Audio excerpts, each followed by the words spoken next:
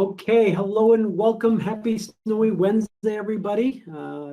January 27th, ending up the quarter here, kind of wrapping it up, getting ready. I'm sure you have a lot of anxious emails and comments from kids who are trying to do an entire quarter's worth of work in 2 days, I imagine. But with that said, this week we're going to look at GoGuardian. I had a couple different staff members reach out to me and ask about that, how it works and how we can tweak it. So we'll look at that. We'll go through the entire process of implementing it and using it and that kind of thing. I also did want to mention a couple things just related, things that you may be interested in. Quick screen share here. Many of you already know that we have our broadcasting. Nokomis Way of Broadcasting is doing the basketball games, and we'll be able to do all kinds of events throughout the school. And we're also live streaming them at the same time to our YouTube channel. So this is the district YouTube channel here. What you may have not been aware of is that a typical game, so this is a Nokomis girls game, I think it was last week, has up to almost 2,953 views, almost 3,000 views. And why that's so important to you guys as educators right now is we're looking for ways to kind of highlight the awesome things that you're doing or your students are doing. So there is a extended halftime during this, and of course before and after the recording anyway.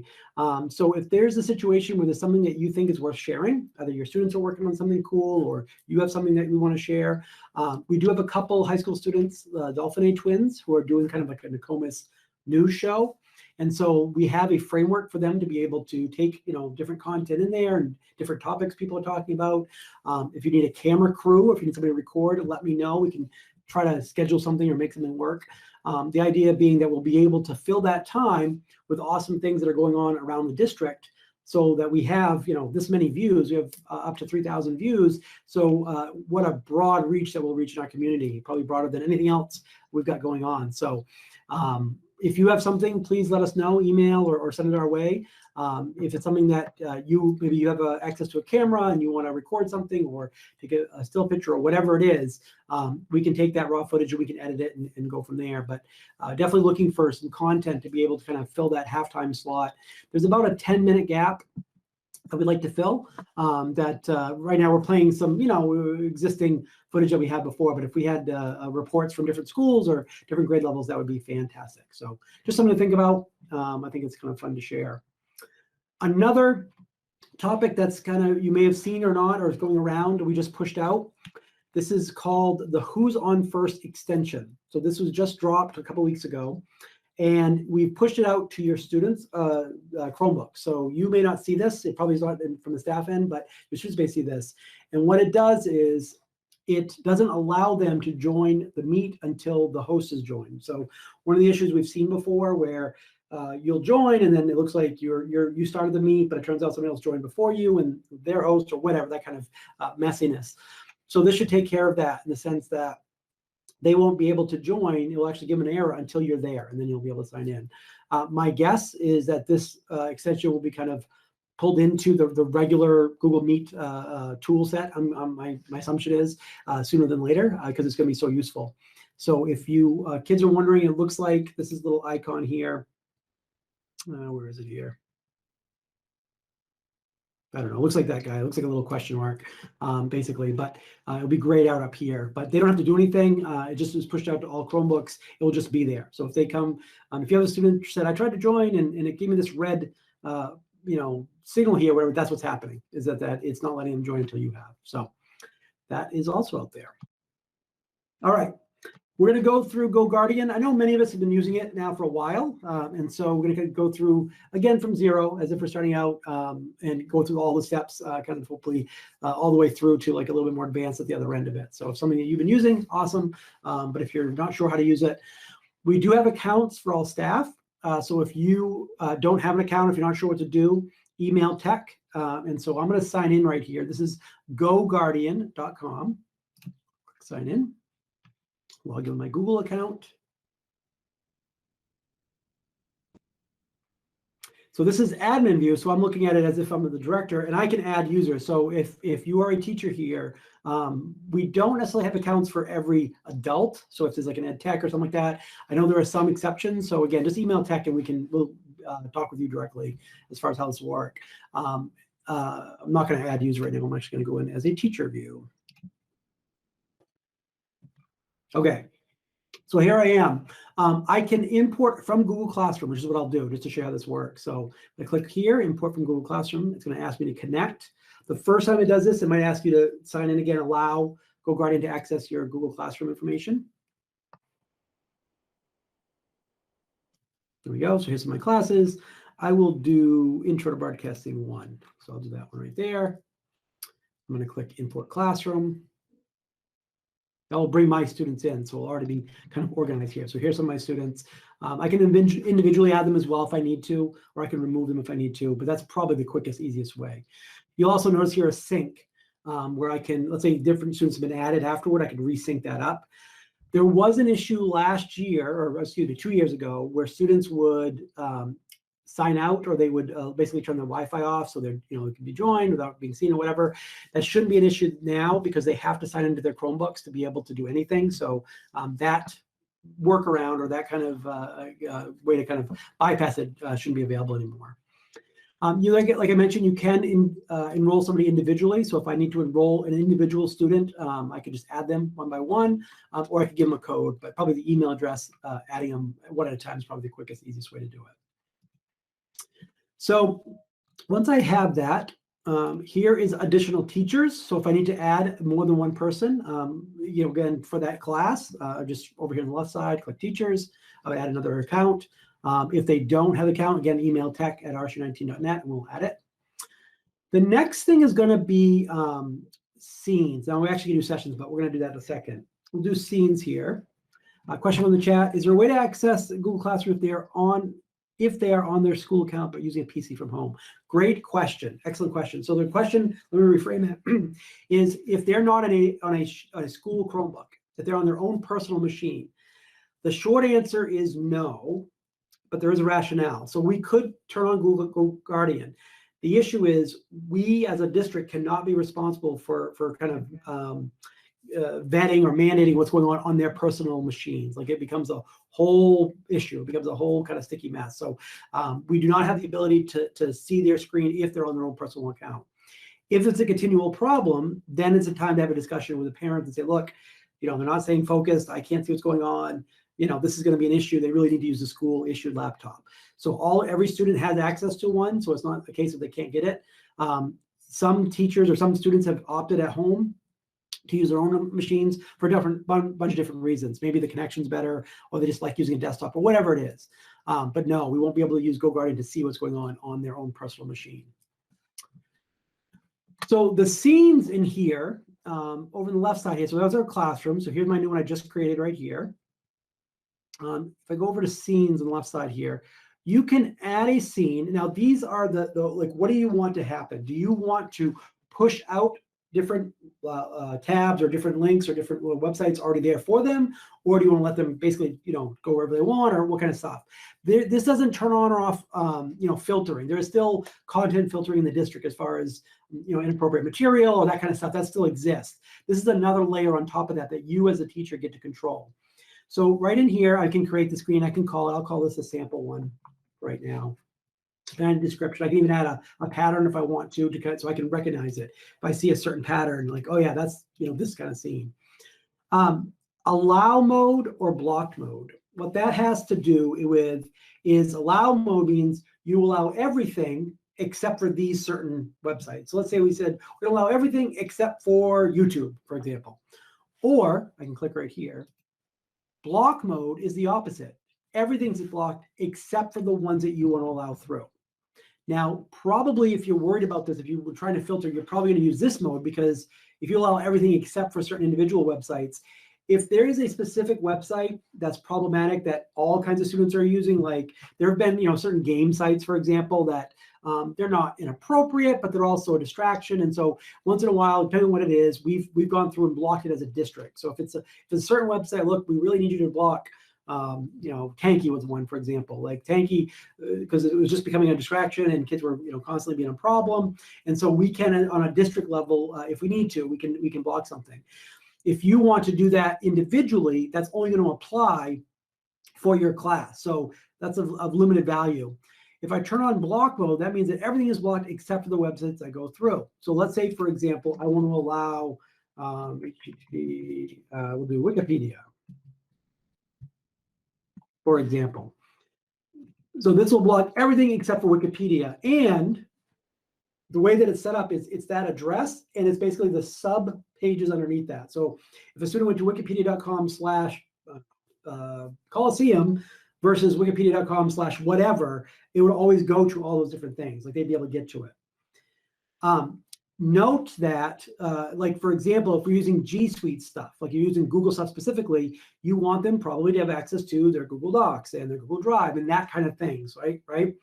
So over here on the right side, you'll notice that there are lists. So instead of having to know every single possible website they could go to, I could come over here and I could find, here's G Suite, for example. That's actually one of the choices that GoGuardian themselves have created. I could add that list to my allow mode, right, or to the block mode. So now everything in the G Suite, so these are all the standard G Suite, things like docs.com or Sheets or whatever, will automatically be added there.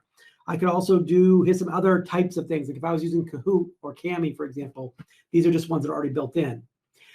If that's good, that's a good start. You can also create your own custom list as well. So over here on the create and edit list, if you want to make your own list that you just have stored. Now, if I was using this for multiple classrooms, I absolutely want to make my own list because I don't have to recreate it every time. So I might have a standard list like restricted, very restricted, or I don't know, video allowing YouTube through or whatever. I mean, you can add and create here. If I click create a new list, I can add the quick list name exception. So these are my video lists, and I might say, okay, in this case, I'm going to allow YouTube.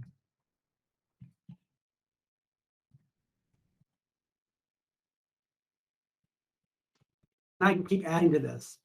The benefit of this is if I want to update my list, I can update it in my video editor here. I can come back in here and edit it, and it will update over on the other one. So I don't have to keep adding one by one. That list will go everywhere that I've used it, right? So if I have a video list of allowing certain videos sites to go through for that day or week or whatever it is, I could come in here, update it, keep adding through things, and then that would apply where I've used it in my other scenes. There are also district quick lists. Now, so we don't really have that yet. However, that may be something we might want to develop where we have like certain quick lists that, I don't know, maybe by grade level, maybe by school even, I don't know, whatever. That's something we can certainly discuss as far as the idea of having sets of lists that are already created. Keep scrolling down here, right here, auto open tabs. Okay, so what that means is when a student goes, they join your class, they walk in, they sit down, do you want to force or push out certain tabs that just open for them? And again, that's up to you. So I can come in here and say, okay, when you come in here, I want classroom. Actually, I'll just copy this.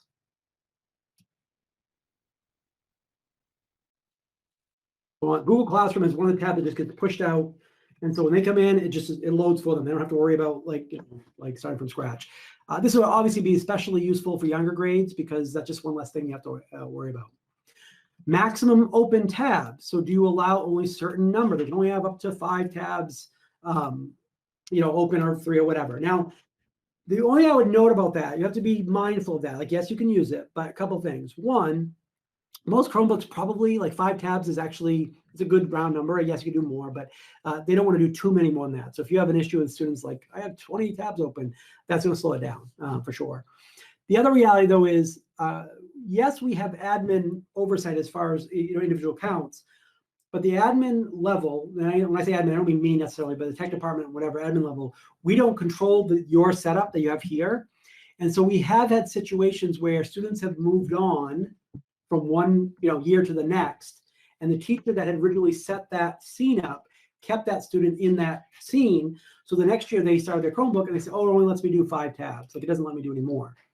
So because it was limited from before, right? Now we only have the option to remove that teacher entirely, which we don't want to do, or the teacher has to go in here and kind of adjust this stuff. What I'm driving at is I would probably not change this unless you find there's a reason to, unless it's problematic. If you have, maybe you have a 4th grade class and they're constantly opening up 20 different tabs, maybe it's worth changing. So if that all looks good here, yep, I'm happy with everything here. I'm going to save that scene. Here are some different scenes we have created. And again, you can create a bunch of them. You notice at the top is kind of little design or diagramming changes depending on which one I'm going to use. I'm going to go back to my classroom for a second. So here it is. Here's my intro I just created. And I could start a session. Now, timing is really important because if I have a certain class from, let's just say 10 to 11, okay, so it's an hour long, and I know they don't, exactly on the hour. So you want to take the time to put in when that class starts and when that class ends for it to stick on. Because otherwise, if you just say, well, my class actually goes from 10:07 to 11:23 or whatever it is, if it overlaps, that may well go into the next person's class. And so they're seeing, if you've limited, oh, you've only got 3 tabs or 5 tabs available, well, they go into the next class and they're stuck, right? So you want to make sure that your classroom times are set correctly. So I'm just going to say 45 minutes. That works fine. All right. Also for calendaring, so again, we have, like, if you want to, it's by default Monday through Friday. So like even here, like you look right here, Saturday and Sunday, we don't have the ability for GoGuardian to be on for weekends. If there's an individual issue with an individual student that abuses the privilege of having a laptop and so forth, then we will deal with that.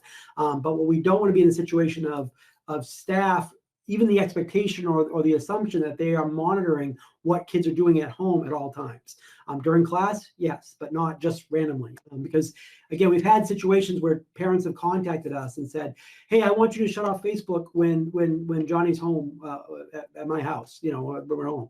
Now, can that be done through the laptop? Of course. In fact, Facebook is already blocked. But when they're home, and yes, they're using a school device, but there's some responsibility on the parent to control what's going on there. So that's not a job that we want to take on, basically. All right. Let me see what the timing was here.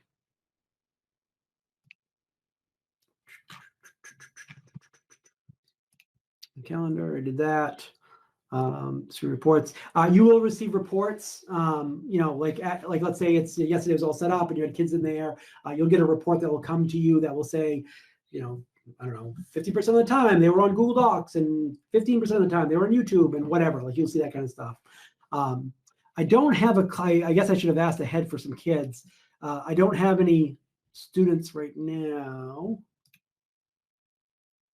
Yeah, so I mean, somebody can be on. But what I was going to show you was, once you have it up and you're looking at it, and as it records your screen even if you're not on during that time, right? If I look right here, I can update the time. Here's a timeline. This will show you over that time span what they've watched. It will just give you the label of the names, like they're on YouTube or Wikipedia or Google Docs or whatever. The big thing here is you can actually choose somebody, and you can, if you want to push a tab or leave a comment. And I've talked to a couple different teachers who use this, not only so much to make sure they're on task. That's one, obviously, thing that you can watch. Like, hey, what's going on? You should be doing something. But it's also an opportunity where if you give out an assignment, again, let's say you're virtual. So you say, hey, guys, I want you to go read page 3 and do a Google Doc explaining what they're talking about. And in class, if we were physically face-to-face, of course, you can kind of look around the room and you see students that are like, not sure what to do, but they don't want to raise their hand. They're embarrassed maybe, or don't raise their hand and say, I don't know what to do. And so they just kind of sit there. So you don't have that luxury, obviously, when they're virtual because you're not seeing them face to face. With the GoGuardian, you can actually see like, okay, yeah, they have the doc up, but they're not really doing anything. And you can chat with them directly. You can just say, hey, again, I don't have a student on right now, but you can turn the chat on right here. And I could chat with a single student. You could chat with everybody, or you can chat with a single student and say, hey, Rachel, you understand what you need? And they may respond to you directly, oh, I'm not sure, Mr. Kelly, what am I supposed to do again? And that way you have that one-on-one that you normally would have in the classroom. You're just kind of doing a digital version of that. And again, of course, you can turn off chat if you want to. If you don't want to use that, again, that's up to you. Here's my scene. So here's my class right here, and I can click right here, and if I want to apply that scene that I just made, and so now that's going to push out what I just created. So it's a block list. It's only going to allow those links that I gave them, and it's going to push out that auto tab, which was, I think, Google Classroom. So again, you want to be mindful of that. Like usually you'll probably set up a scene ahead of time that you're going to use for many classes, depending on what your needs are. All right.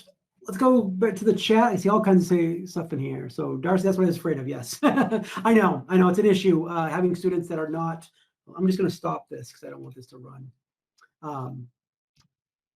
End session. So I'm going to end it right now. That way it won't be running for students. I missed how to get to GoGuardian. Does student have an account? Yeah. So Sue. So yes, if you email tech@rshu19.net, we will create you an account or we'll add it to your account. You'll go to GoGuardian. I'll just put that right in the chat just so you have that link. GoGuardian.com, and then it will say sign in with your Google account, and you can go from there. So it's pretty straightforward. If YouTube is an issue, the teacher is signing a YouTube link in classroom, will it work? Great question from Billy. So that's another feature I wanted to mention. So I'm going to go to YouTube for a second. I'm going to just grab a basketball game. Actually, this is one that's not happened yet. Let's grab one that's already happened right here. Okay, so here's a YouTube link.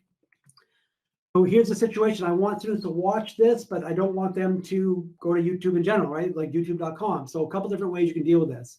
One, I just copied the link up top. I went to the video first, copied the link. If you go to slides, I go to Google Slide here. Let me get rid of the stuff from here. I can insert a video, and I could by URL, and I can paste that in. And so as long as Slides is open, they should be able to view that right inside of Slides. Like as long as Google G Suite isn't blocked as well for that student. So that's one option. And you can, depending on what your needs are, like they can play it in here.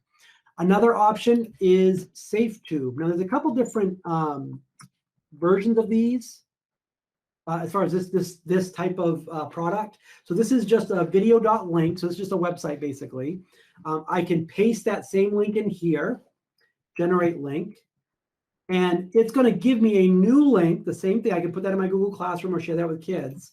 And this is what it's going to look like if they click on it. So here is that video. Yes, it's a YouTube video. Oops, I just paused it here. But you'll notice here, there's nothing around it. Like there's no ads, there's no kind of junk around it. So that's one option as well, to see if that will just do it, by itself. They actually try to get, you can pay for Pro. You don't need to pay for anything. The other thing that they have is they actually have an extension.